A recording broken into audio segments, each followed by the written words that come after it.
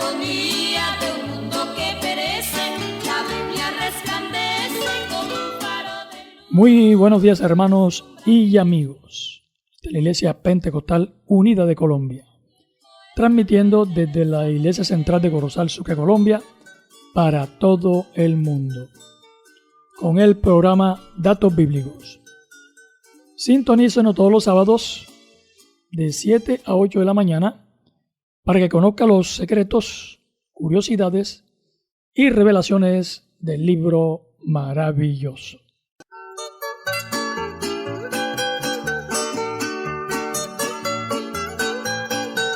Seguimos con el tema, hermano, la sátira, segunda parte. La sátira utiliza la ironía para burlarse suavemente y provocar un cambio positivo en la conducta al que se le va dirigida. Es decir, la verdad con la intención de no ofender. También nos conocemos vulgarmente como una puya en el lenguaje popular. Tenemos un ejemplo en primera Carta de Corintios, capítulo 1, verso del 11 al 13. Porque he sido informado acerca de vosotros, hermanos míos, por lo de Cloé, que hay entre vosotros contiendas. Quiere decir que cada uno de vosotros dice, yo soy de Pablo, y yo soy de Apolo, y yo de Cefas, y yo de Cristo. ¿Acaso está dividido Cristo? ¿Fue crucificado Pablo por ustedes? ¿O fuiste bautizados en nombre de Pablo? Entonces ahí está la sátira. Es claro que había roces entre estos distintos grupos. Estos mismos roces o antipatías entre grupos impedían la unidad que debía caracterizar a la Iglesia de Jesucristo. Pese a estas discusiones y disensiones, todavía era una sola iglesia, pero sus ministros obviamente quedaban truncados con estas discusiones innecesarias. Si no se remediaba esta situación, peligraba en dividirse totalmente. Parece que había un grupo que favorecía al liderazgo de San Pablo, otros a Apolo, otros a Pedro, y puede que había un grupo que seguía a Cristo. Esta pregunta retórica que hace Pablo, ¿está dividido Cristo? Simplemente al hacer la pregunta, Pablo condena la división dentro de la iglesia. Pablo refuerza su oposición a cualquier tendencia a la desunión en la iglesia, ya que la iglesia es el cuerpo de Cristo. No se debe dividir bajo ningún pretexto. La ridiculez de los partidistas se paterniza con la pregunta, ¿acaso Pablo fue crucificado por ustedes? ¿O fuiste bautizado en el nombre de Pablo? La pregunta retórica no necesariamente es para responderla, es para que se haga una reflexión interna para quien la oye. Con respecto al tema en mención, es interesante pensar o recordar que Corinto era una ciudad muy populosa donde se acogía con mucha avidez el conocimiento filosófico. De manera que en la carne, en sus emociones humanas, ellos trataron de escoger su bandera, su paladín, su líder, con el que mejor se asimilaban en el pensamiento y el concepto filosófico. Entonces, Apolos era un poderoso exponente del mensaje y eso gustaba en cierto sector de los hermanos de Corinto. Se fueron con él. Otros más autóctonos o ortodoxos dijeron, no, nosotros seguimos a uno de los 12 apóstoles originales, por eso nos identificamos con Pedro. Otro grupo encomiaba el conocimiento de Pablo. Si a Pablo no fue de los 12, pero es el más estudiado, tiene todas las credenciales, conoce perfectamente la ley de Moisés, vale la pena seguir a Pablo. Otros un poco más conservadores dijeron, no, nosotros no seguimos hombres, nosotros seguimos a Cristo. Todos los grupos estaban errados, porque el Señor Jesucristo enseñó, el que a vosotros oye, a mí me oye, el que a vosotros recibe, a mí me recibe. Y si acaso está Cristo dividido, ¿acaso fue Apolos o Pablo o Pedro crucificado por ustedes como para que nos deban algo? Esa sátira la usa el apóstol Pablo ahí, en primer lugar para atacar esa rencilla que ya había crecido y en segundo lugar para aclarar que Cristo no se acomoda a nuestros caprichos. Él tiene el poder para cambiarnos en nuevas criaturas. El mismo apóstol Pablo a los Corintios dice, de modo que si alguno ahora está en Cristo es una nueva criatura. Ese fanatismo y esos pleitos deben acabarse porque no hacen parte de la nueva vida en Cristo Jesús. La sátira ahí no es otra cosa más que una reconvención para decirle a todos los grupos que estaban divididos, a todos estos hermanos, la iglesia, que cada uno miraba por un lado. Así no conviene, así no le agrada a Dios.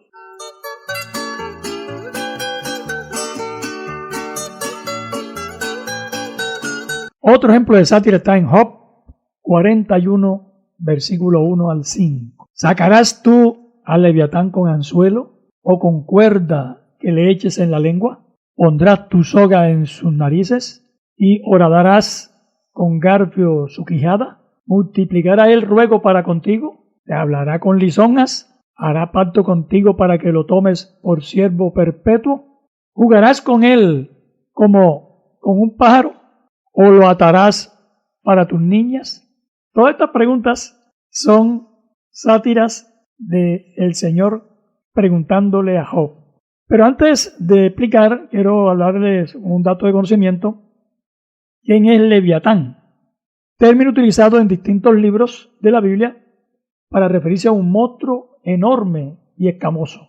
Poéticamente comprende todos los monstruos cetáceos, serpentinos y saurios. Por tanto, no se aplica toda la descripción a un solo animal. Algunos dicen que se trata del cocodrilo marino. Otros opinan que se trata de algún tipo de dinosaurio. En Génesis 1:21, aquí aparece, y creó Dios los grandes monstruos marinos y todo ser viviente que se mueve, que las aguas produjeron según la especie y toda ave alada según su especie. Dios con esto nos muestra lo diminuto que somos delante de la naturaleza. Hay cosas creadas que el hombre no puede domar. Este animal también puede tipificar a Satanás. La serie de preguntas que Dios le hace a Job, resaltando con esto lo que en el Salmo 50 dice: mías son las aves, míos son los animales del monte. Y como dice el Salmo número 24, versículo 1, de Jehová es la tierra y su plenitud, el mundo y los que en él habita. Él las creó y todas las cosas por él fueron hechas.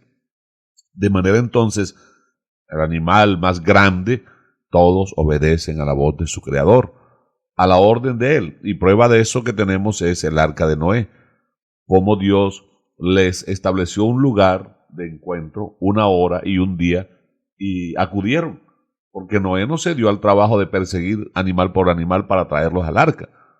Ya Dios les había dado unas coordenadas y allá fueron ellos sin faltar, 7 parejas de animales limpios, una pareja de animales inmundos.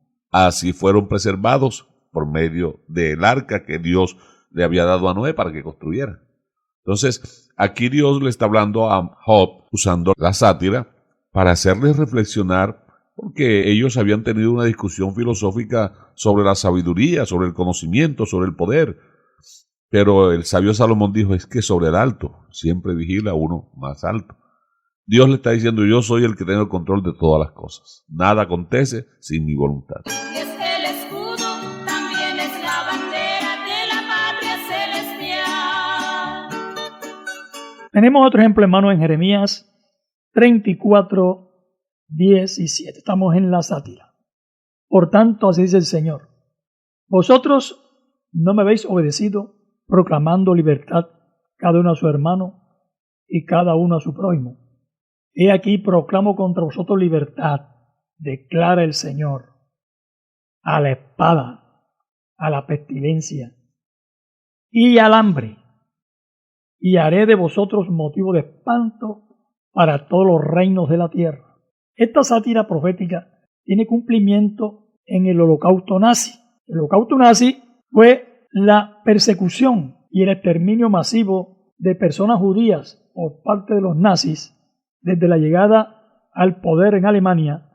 Adolf Hitler, dictador alemán, se llevó a cabo desde el año 1939, causando la muerte a 15 millones de personas y entre ellas 6 millones de judíos aproximadamente. Este sistema totalitario se basaba en el racismo y el odio contra los judíos.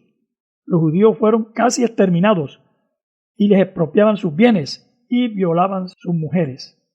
Fueron obligados a trabajar en campos de concentración donde morían de hambre y asesinados. Ellos habían hecho un pacto con Dios.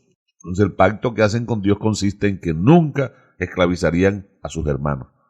Pero aquí, cuando el profeta Jeremías le entrega la voz que Dios le envía, algunos de los adinerados soltaban a los esclavos, pero entre comillas. Entonces no era una libertad total. Aquí ellos están practicando esa clase de libertad. Por lo menos en la TLA dice así, leo del versículo 17. Ustedes me desobedecieron, no cumplieron con su parte del pacto, pues no dejaron en libertad a los esclavos. Por eso yo declaro que voy a enviar contra ustedes guerra, enfermedad y hambre. Haré que se conviertan en motivo de espanto para todas las naciones de la tierra. Recuerden que cuando hicieron el pacto conmigo, cumplieron con la ceremonia de cortar el toro en dos y dijeron, así nos haga Dios si no cumplimos el pacto, pues ahora como no lo cumplieron, los haré pedazos. Dios es el Dios que guarda el pacto, Él nunca falla. Cuando uno hace un pacto con Él, está garantizado que Él siempre va a cumplir. Por ejemplo, en Eclesiastés capítulo 5, se nos advierte, cuando a Dios hagas promesas, no tarde en cumplirlas, porque a Dios no le gusta que prometan y no cumplan, mejor es que no le prometa, porque Él siempre cumple, Él no miente, Él no falla. Pero nosotros somos muy dados a veces cuando estamos en dificultades, en enfermedades o en una fugia económica. Señor, si tú me haces esto, yo te prometo tal cosa, pero después nos pasa esto, no le cumplimos y nos vienen las calamidades. Eso en teología se llaman decretos celestiales. Si usted no cumple, entonces le cae. Está condicionado. Está condicionado. Y allá dice en Eclesiastés 5, no hagas que el ángel del Señor se enoje contigo y que Dios destruya la obra de tus manos. Entonces son decretos celestiales que nos echamos por comprometernos a la ligera. Por eso es que hay que pensar bien lo que se le va a prometer a Dios, porque Él no es juego de nadie. Esto también lo podemos traer al plano presente. El hombre hoy día dice, no, es que a mí no me puede pasar eso porque es que Dios es amor, Dios es misericordioso y Él no me va a castigar. Hace el mal, hace lo que le da la gana, vive como le da la gana y piensa que Dios va a estar contento con lo que está haciendo el hombre hoy. Israel, ¿por qué le vino el juicio? Hombre, porque ellos creían que eran los dueños de todo el derecho, que como Dios es su Dios, no les iba a venir mal. No, hermano, el mal que tú haces te lo cobrará también el mal. Es que debemos entender lo siguiente. A veces nos dejamos guiar de los sentimientos. Lo que normalmente le digo a las personas en consejería cristiana es que lo malo que nos pasa no lo manda Dios, porque nada malo procede de alguien tan bueno. Eso es claro. Santiago el apóstol escribe, toda buena dádiva y todo don perfecto viene de lo alto, del Padre de las luces, en el cual no hay mudanza ni sombra de variación. ¿Qué pasa entonces?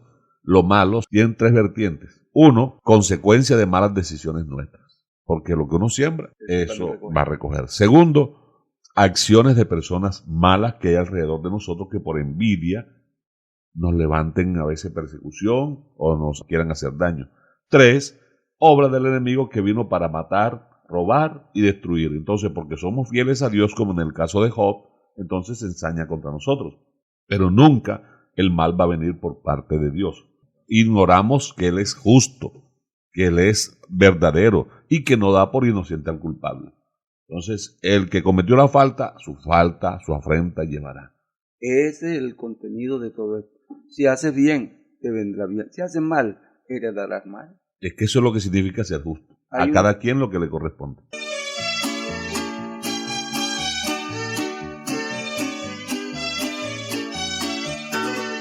Para mi alma la Biblia es... Tenemos un ejemplo en Marcos capítulo 2 versos 16 al 17. Y los escribas y los fariseos, viéndoles comer con los publicanos y con los pecadores, dijeron a los discípulos, ¿qué es esto que él come y bebe con los publicanos y pecadores?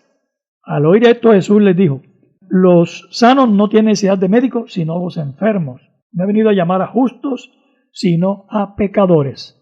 Los cobradores de impuestos no eran la clase de gente cuya compañía había de buscar un rabino. Había una diferencia entre los que guardaban la ley y los que no cumplían las reglas y normas de los escribas. Los escribas y los fariseos tenían prohibido toda relación con los publicanos y gentiles. No debía hablar con ellos incluso ni viajar con ellos. No debían aceptar hospitalidad de ninguno de ellos, ni de ofrecérselas. Por el hecho de ir a la casa de Mateo y sentarse a la mesa en compañía de aquella gente, Jesús estaba desafiando los convencionalistas ortodoxos de su tiempo. Entre los invitados de Mateo probablemente habrían muchos que habían quebrantado la ley moral. La ley moral era no lavarse las manos al comer, el que comía cerdo y cosas parecidas. Cuando acusaron a Jesús de conducta escandalosa, su respuesta fue sencilla. Yo voy a los que están enfermos del alma, que son los que más me necesitan. Como los fariseos y los escribas y saduceos se creían santos y muy buenos, no necesitaban a Jesús. Hoy día pasa algo muy parecido. Muchos se creen buenos y por eso alejan a Jesucristo de sus vidas. Es que tenemos que ubicarnos en el tiempo.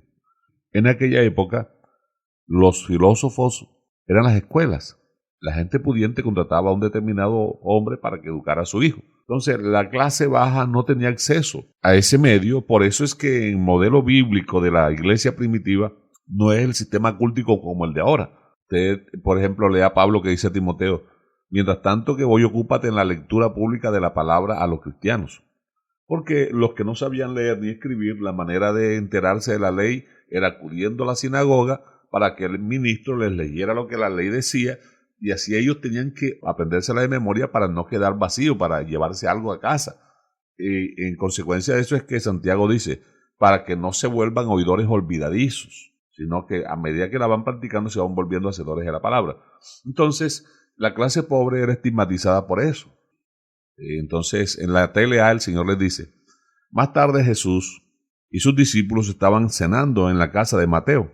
Muchos de los que cobraban impuestos y otras personas de mala fama, que ahora seguían a Jesús, también fueron invitados a la cena. Cuando algunos de los maestros de la ley, que eran fariseos, vieron a Jesús comiendo con todo, esa gente le preguntaron, ¿por qué su maestro come con cobradores de impuestos y con esa gente de mala fama?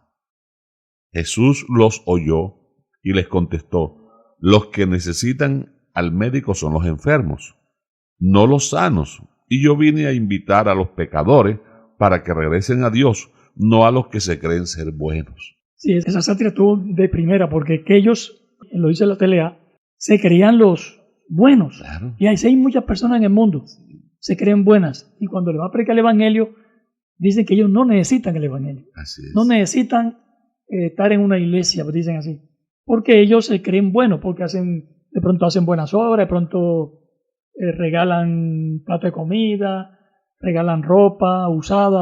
Entonces ellos ya con eso creen que se han ganado el cielo. O se justifican, yo no fumo, yo no bebo, yo no peleo, entonces yo soy más evangélico, más creyente, yo creo en Dios más que muchos de esos que van allá.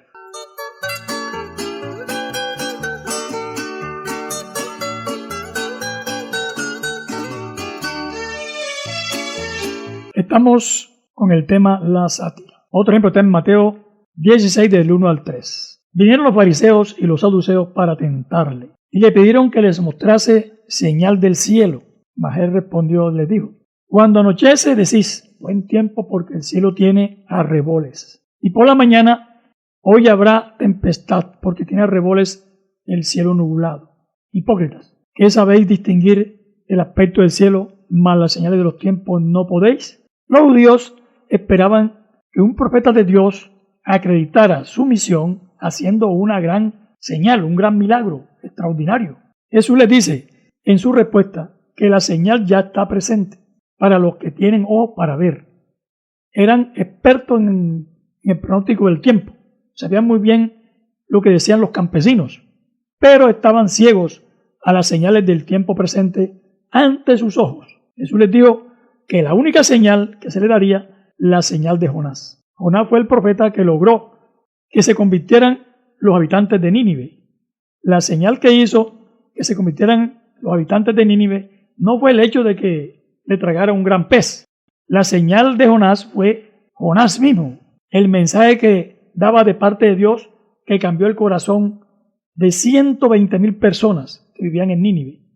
Así que lo que estaban diciendo Jesús era que la señal de Jesús era el mismo, Jesús, su propio personaje. Es como si le dijera, en mi persona os encontráis cara a cara con Dios y con su verdad, pero sois tan ciegos que no podéis verme. Los que no pueden ver a Dios en Jesús, menos lo verán en ninguna otra persona. Las señales del regreso de Jesucristo están a la vista, pero el pecado no deja ver con claridad esta verdad. Es interesante notar que los dos grupos que están aquí cuestionando al Señor son los fariseos y los saduceos. Los fariseos se creían los dueños de la ley de Moisés y de hecho la memorizaban. Y por su parte los saduceos tenían una línea doctrinal que ellos descendían de Sadoc, aquel sumo sacerdote que fue depuesto por David cuando apoyó a Absalón. Luego entonces de ahí nace esa línea de sacerdotes, pero que ellos doctrinalmente no creían en la resurrección. Por eso es que el Señor les habla explícitamente de esta señal. Dice, la generación adúltera los trató de adúlteros, de fornicario, de malas personas, y con todo se atreven a pedir señal. ¿Cómo es posible que viviendo en el pecado quieran ver las maravillas de Dios si no dan su corazón para obedecer la ley de Dios? Con todo que se creen religiosos. Acá la NTV dice, respondió, ustedes conocen el dicho, si el cielo está rojo por la noche, mañana habrá buen clima.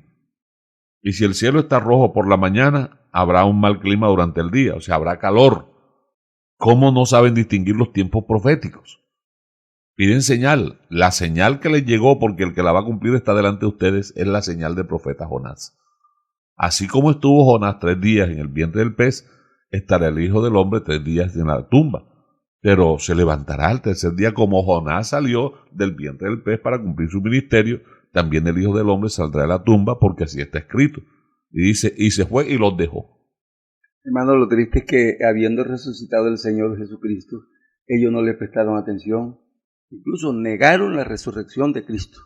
O sea, están negando el plan de Dios, el plan divino. Por eso es que el hombre que niega las cosas de Dios no le es abierto el conocimiento. Porque si usted está peleando contra Dios, ¿cómo va a aprender? Usted tiene que abrir el corazón para que Dios pueda entrar en usted y hacerle entender lo que usted quiere saber. Eso en razón de ser, hermano Alberto, del fanatismo, porque es que aquí encabeza el texto ciertos fariseos y saduceos. Y ya le dije, los saduceos no creen en la resurrección ni en ángeles. Entonces, aceptar que Cristo resucitó, eso sería echar por tierra el sistema doctrinal de ellos. Guardando las proporciones, ocurriría lo mismo de hoy de una persona que toda su vida ha predicado la Trinidad, pero recibe la revelación del nombre, pero a su vez es líder de una comunidad cristiana grande. Entonces los prejuicios, dices, ay, ¿ahora qué hago? Y toda esta gente que toda mi vida he enseñado que son 3, y ahora, entonces los prejuicios no los dejaron a ellos aceptar la realidad, y por eso sobornaron a los soldados para no aceptar la verdad palpable, como dijeron los apóstoles, los hechos indubitables con los que el Señor se apareció a los suyos. El escudo también es la bandera de la patria celestial. Si el contenido de este espacio te ha gustado, es hora de que le des like. Ayúdenos a difundir, comparta con sus familiares, con sus contactos. Es importante, hermano, que usted le dé like a este programa para que llegue a más personas. También puede usted reenviarlo a muchos hermanos para que ellos conozcan la verdad del Evangelio.